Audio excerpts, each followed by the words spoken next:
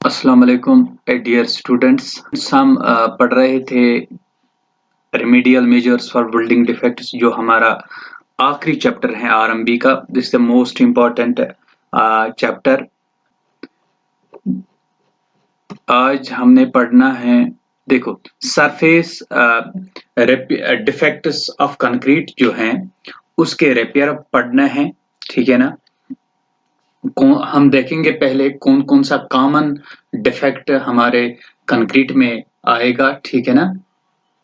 उसको हम कैसे रिमूव कर सकते हैं वो भी सीखेंगे हम, ठीक। देखो, फर्स्ट ऑफ ऑल हम देखेंगे यहाँ पे repair of surface defects of concrete. Surface defects are unavoidable phenomena in concrete construction. जिस कंक्रीट में डिफेक्ट आएगा उसकी रिपेयरिंग वर्क हमने जरूरी करनी है। हाँ, ये आईएस कोड ने रिकमेंड किया है कि विद इन 24 आवर्स, यानी जब आप फॉर्म वर्क निकालते हो, ठीक है ना, कंक्रीट की, उसके बाद ही, ठीक है ना, रिपेयरिंग वर्क की जाए। अब हमारे पास common surface defects of concrete हैं कुछ, वो हम सीखेंगे। बग होल्स हैं, फॉर्म टाई होल्स हैं, हनीकॉम्ब एंड लॉरेज वाइड्स हैं।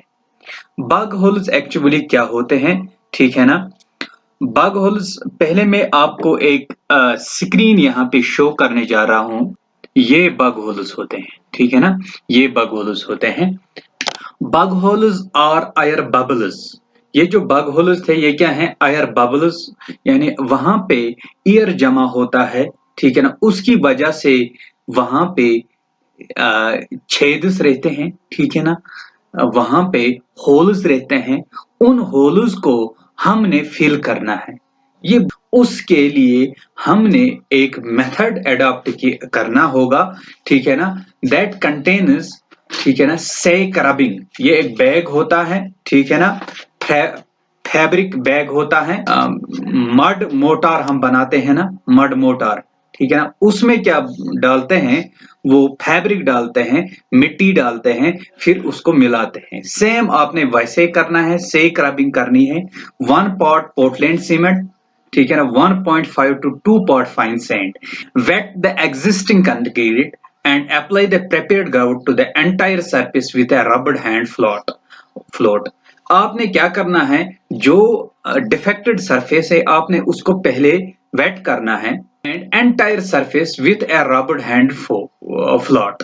उसके बाद आपके पास फ्लोट होगा, उससे आपने क्या करना है, उससे आपने ये मोटार उठाना है, फिर उस पे आपने अप्लाई करना है उस सरफेस पे। Forcing the grout into the wides, आपने क्या करना है, फोर्स वहां पे अप्लाई करना है ताकि जो आपने ग्राउट बनाया, जो आपने मसाला बनाया, वो वाइड्स में पहुंचे, ठीक। The next step is to rub the excess grout off from the surface. हाँ, जो एसेस ग्राउट होगा ऊपर सरफेस से वो आपने उठाना है, but it is a crucial step. ये एक क्रूशल स्टेप है, क्योंकि इफ डन टू सून, अगर हम जल्दी उसको उठाएंगे 2-3 सेकंड के बाद, सम ऑफ द ग्राउट में be pulled from the bug holes, जो अपने होल्स में भरा होगा मसाला वो भी वहां से निकल जाएगा। टू लेट, अगर हम टू लेट करेंगे, द ग्राउट में be too hot to remove from the surface. अब इसमें क्या होगा, वो हार्ड होगा ना, अगर हम उसको टू लेट उठाएंगे तब वो सरफेस से ही निकल जाएगा। Second is form tie holes. ये क्या होते हैं, these are called tie bolts भी। Form tie holes means tie bolts, वो मैं स्क्रीन शो करने जा रहा हूं, आपको दिखाऊंगा, ठीक है ना, कैसे फॉर्म टाई होल्स है। यानी जो फॉर्म वर्क हम करते हैं ना, जो बीच में हम कंक्रीट डालते हैं ना, वो प्रेशर करता है, ठीक है ना, फॉर्म वर्क को। उसके लिए हमें कुछ बोल्ट्स लगाने पड़ते हैं, ठीक है, बोल्ट्स, ठीक है ना। उन बोल्ट्स की वजह से वहां पे छेद्स होते हैं, यानी होल्स होते हैं। उन होल्स को हमने फिल करना होता है। ये देखो, ये हैं ये हैं सपोर्ट्स, ठीक है ना, ये हैं सपोर्ट दोनों साइड, क्योंकि हम इसमें जो कंक्रीट डालेंगे यहाँ पे, ठीक है ना, देखो, इसमें जब हम कंक्रीट डालेंगे तब ये प्रेशर एक्सर्ट करेगा इस साइड और यहां से इस साइड।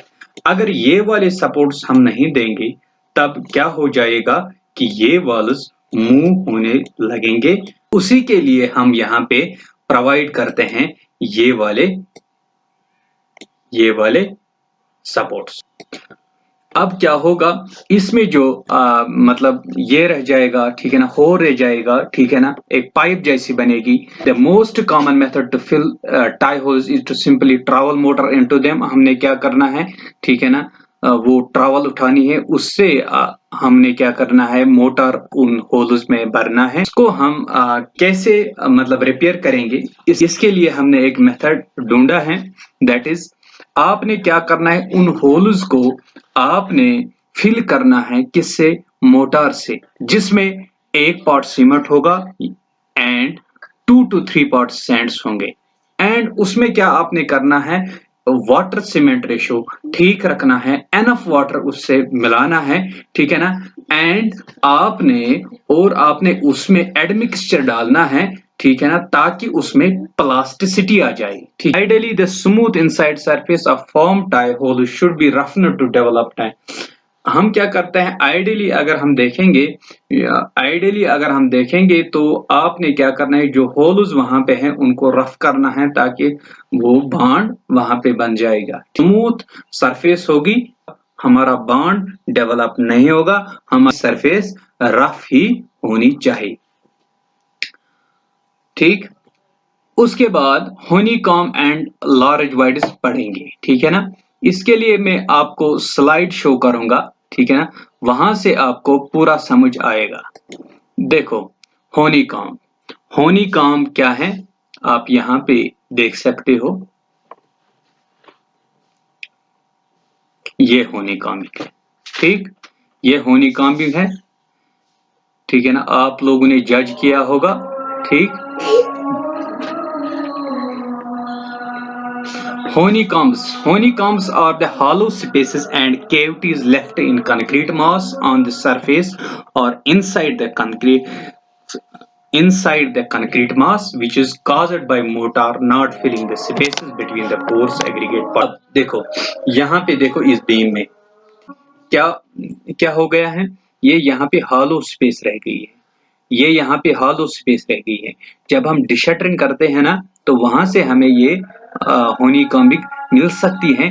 ठीक, इसके बाद टाइप्स ऑफ हनीकॉम्बिंग क्या है, स्मॉल साइज्ड हनीकॉम्ब, उस हनीकॉम्ब को हम कह सकते हैं depth is less than 25 mm, moderate size में deeper than 25 mm, but steel bars have not exposed.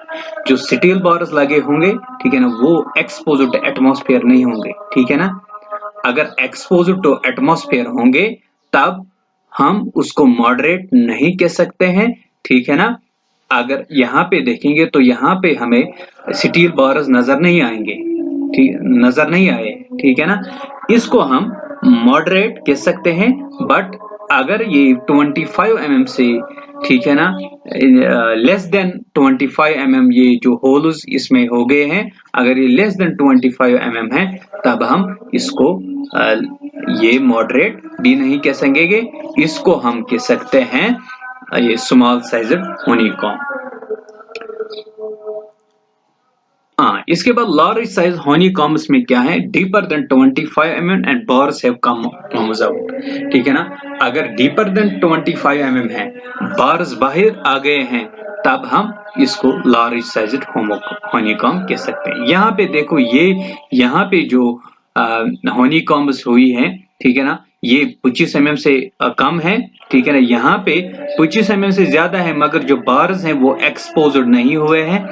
ठीक, यहाँ पे देखेंगे तब ये बार्स जो हैं, ये वाले वर्टिकल यहाँ पे नजर आ रहे हैं मुझे, ठीक है ना, ये यहाँ पे वर्टिकल बार्स जो हैं, ठीक, ये नजर आ रहे हैं, ठीक है ना, इसको हम लार्ज साइज्ड हनीकॉम्ब कह सकते हैं। ठीक, नाउ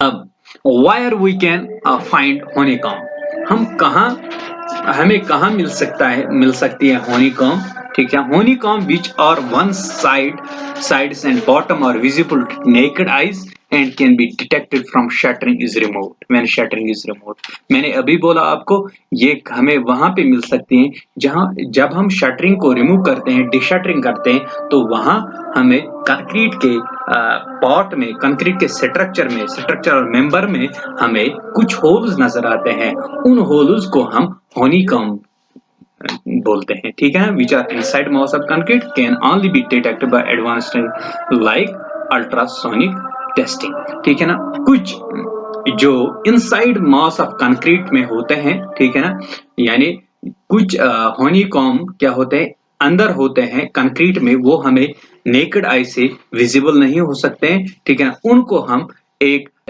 टेस्ट मैंने आपको पढ़ाया था जिसका नाम है अल्ट्रासोनिक पल्स वेलोसिटी टेस्ट, ठीक है ना, पल्स वेलोसिटी टेस्ट। वहां से हम इसकी स्ट्रेंथ भी चेक कर सकते हैं। हो सकता है ये, ठीक है ना, कॉलम्स में हो सकता है, ठीक है ना, बीम्स में, ठीक है ना, स्लैब्स में, ठीक है ना, फुटिंग में भी आ सकती हैं ये honeycombing। ठीक, इसके बाद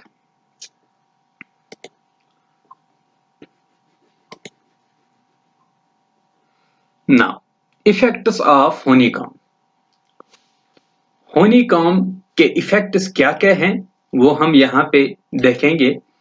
water and air enters inside, ठीक है, अगर ये होल यहाँ पे हैं, देखो यहाँ पे होल हैं, यहाँ पे होल हैं, जब बारिश गिर जाएगी तब ये पानी कहाँ जाएगा, अंदर जाएगा, ठीक है ना, पानी अंदर जाने से क्या होगा, हमारा स्ट्रक्चर फेल हो सकता है, ठीक है ना, अगर अंदर स्टील बार्स होंगे तो वो करोड हो जाएंगे और रिजल्ट क्या आ जाएगा, हमारा स्ट्रक्चर कोलैप्स हो जाएगा।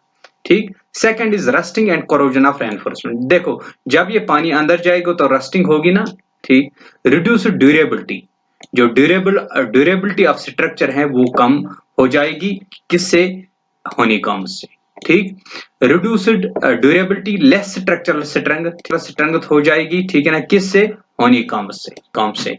Reduce the load bearing capacity, bearing capacity कम होगी, कैसे, बेयरिंग कैपेसिटी कम होगी कैसे, देखो जब वाटर एंटर हो जाएगा इसमें से, ठीक है ना, वो पानी नीचे सॉइल में, ठीक है, जाएगा, ठीक है ना, सॉइल में स्वेलिंग हो सकती है, ठीक है ना, सॉइल में क्या हो सकती है, स्वेलिंग हो सकती है, ठीक है ना, उस स्वेलिंग की वजह से हमारी जो बेयरिंग कैपेसिटी है सॉइल की वो कम हो सकती है। ठीक, इसके बाद है कॉजेज ऑफ honeycombs, ठीक है ना, अब वजूहात क्या है इसके वो हम देखेंगे। देखो किसकी वजह से आ रहा है, देखो पोर वर्केबिलिटी है, वर्केबिलिटी बहुत कम है, ठीक है ना, पोर ग्रेडिंग ऑफ एग्रीगेट्स, देखो अगर greater than beams and slabs में क्या है, अगर greater than 20 mm size of aggregate है हमारा, तब honeycombs के चांसेस बहुत हैं। ग्रेटर देन 20 mm साइज है एग्रीगेट हमारा, ठीक है ना, तब honeycomb के चांसेस बहुत बढ़ते हैं।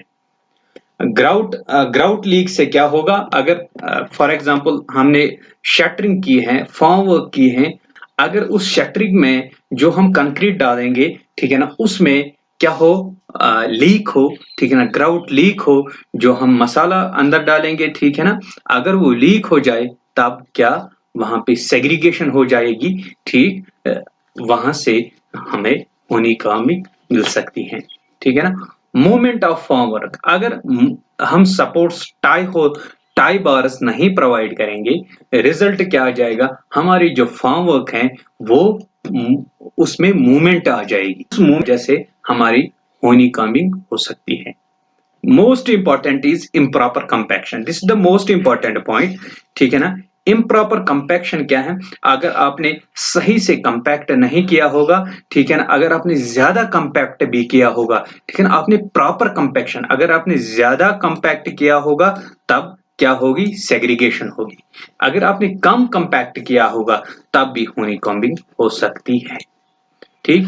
Improper cover and placement of rebars, ठीक है ना, रिबर मीन्स रेनफोर्समेंट बार्स, ठीक है ना। आपने क्या किया होगा, आपने कवर जो है यानी क्लियर कवर आपने सही से नहीं दिया होगा, ठीक है ना, प्रोवाइड किया होगा, उसकी वजह से भी honeycombing आ सकती है। These were the causes for honeycombing, ठीक है ना। पोर वर्केबिलिटी क्या है, थोड़ा सा पढ़ेंगे इसमें। पोर वर्केबिलिटी सलम टेस्ट से हम क्या करते हैं, वर्केबिलिटी चेक करते हैं। सलम टेस्ट, सलम कोन टेस्ट जो है वहां से हम वर्केबिलिटी चेक कर सकते हैं।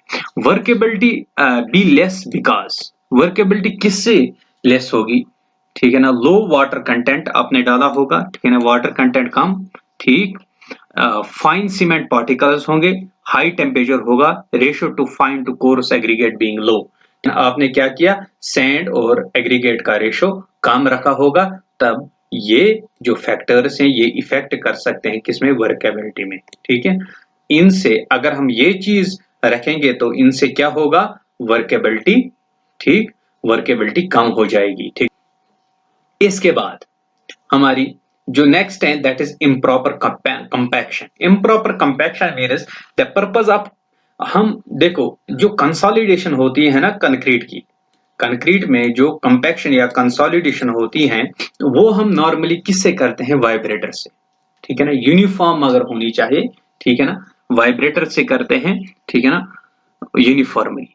Over vibration would make the concrete segregated, अगर हम ज्यादा वाइब्रेशन करेंगे तो सेग्रीगेट होगा, wire under vibration concrete would have honeycombinate, ठीक है ना। अगर आपके पास, ठीक है ना, आपने बहुत सारे स्टील बार्स आपने प्रोवाइड किए हैं, तब आपको वहां पे कंजक्शन ऑफ रेनफोर्समेंट होगा, ठीक है ना। आप पूरी अच्छे तरीके से, आप अच्छे तरीके से इसमें कंपैक्शन नहीं कर सकते हैं ना।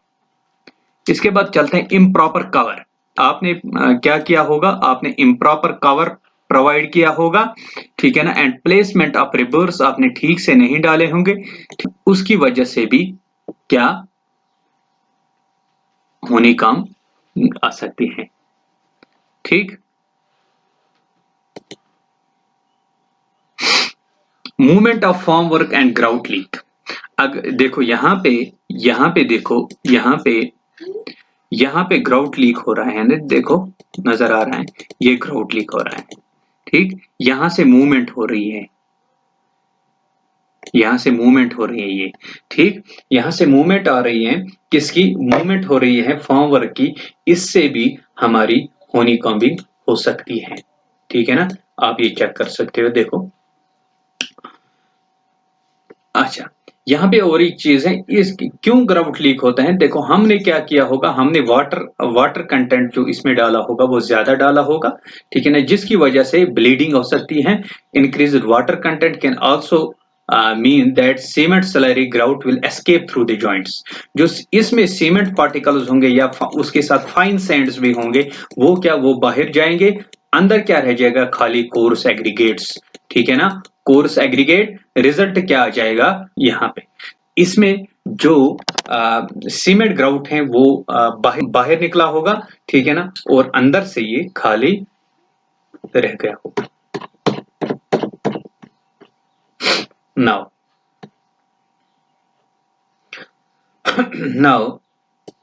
इसके बाद पोर ग्रेडिंग ऑफ एग्रीगेट। हमने ग्रेडिंग ऑफ एग्रीगेट मतलब जो हैं वो आपने वेल ग्रेडेड नहीं रखी हैं, आपने पोर ग्रेडेड एग्रीगेट रखे हैं, ठीक है ना, उसकी वजह से भी honeycombing हो सकती है। इसके बाद that is rapier honeycombing। रेपियरिंग honeycombing, इसको for small and moderate honeycomb, ठीक है ना, मैंने 3 टाइप्स बोले थे, स्मॉल, मॉडरेट एंड, ठीक है ना, हाई honeycombs, ठीक। स्मॉल और मॉडरेट के लिए जो रेपियरिंग मेथड है वो ये है, hack and remove the loose particles in order to appear sound surface. जो आपके लूज पार्टिकल्स हैं उनको आपने रिमूव करना है, ठीक। Surface is cleaned by water jet to obtain. जो मेथड है, मैंने आपको सरफेस क्लीनिंग के मेथड्स बोले थे, सरफेस रिपेयरिंग के मेथड्स बोले थे, यहाँ पे इसने कौन सा मेथड लगाया है? Water jetting method. इस वाटर जेटिंग से हमारी जो फ्री सरफेस, हमारी जो सरफेस है वो डस्ट फ्री होगी, ठीक है ना। कंस्ट्रक्शन ग्राउट इज अप्लाइड, इसके बाद हम क्या करते हैं? ग्राउट अप्लाई करते हैं। Texture and colour should be matched for aesthetic finish, ठीक है ना। आपने ये भी ख्याल रखना है कि कलर एडजस्ट होना चाहिए, दूर से नहीं देखना चाहिए कि इसमें रिपेयरिंग हुई है, ठीक है ना। क्योरिंग इज डन, आपने उसके बाद उसमें पानी भी छिड़कना होगा, ठीक।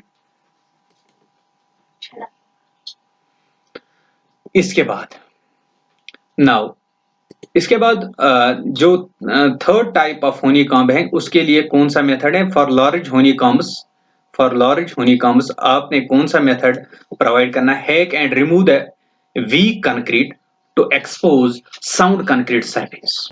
जो वीक कंक्रीट वाला सरफेस है, ठीक है ना, ये 25 mm से क्या है, डेप्थ इसकी 25 mm से ज्यादा है, ठीक है ना, और रिपर जो है वो एक्सपोज्ड एटमॉस्फेयर है। आपने उसके लिए क्या करना है? उस वीक पार्ट को निकालना है आपने, ठीक है ना, और उसको क्लीन करना है। To keep clearance around reinforcement 12 mm thick concrete layer is removed. आपने क्या करना है? जो रिपर है उसके अराउंड आपने 12 mm कंक्रीट उठाना है, ठीक है ना, वो रिमूव करना है by using water jetting surface is clean, के ऊपर भी पढ़ा हमने, ठीक है ना। इसके बाद हम क्या करते हैं? Emulsion is used as a bonding agent, इसमें हम इमल्शन डालते हैं, ठीक है ना। ये आपने हाईवे में पढ़ा होगा इमल्शन, ठीक है ना, ये हम यूज करते हैं as a bonding agent over the wet surface. Emulsion is applied and before drying, ठीक है ना, 1:2 सीमेंट मोटार इज अप्लाइड, ठीक है। उसके बाद ये जो इमल्शन हम अप्लाई करते हैं एंड बिफोर ड्राइंग, सूखने से पहले हम क्या करते हैं? 1:2 सीमेंट मोटार बनाते हैं और वो उसमें अप्लाई करते हैं। After motor has set sufficiently, जब ये मोटार सेट हो जाएगा, final surface is prepared by trowel, ठीक है ना। उसके बाद फाइनल सरफेस जो हम प्रिपेयर करेंगे, ठीक है ना, लेवल करेंगे, वो किससे हम करेंगे? ट्रॉवल से। Texture and colour is matched for aesthetic finish, curing is done, ठीक है ना। उसके बाद हम क्यूरिंग करते हैं, ठीक है ना, यानी वाटर को अप्लाई करते हैं।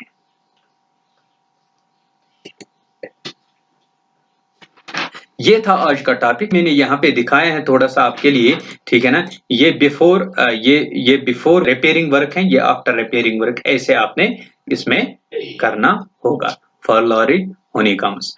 This was the today topic, I think आपको समझ आया होगा, ठीक है ना। Thank you.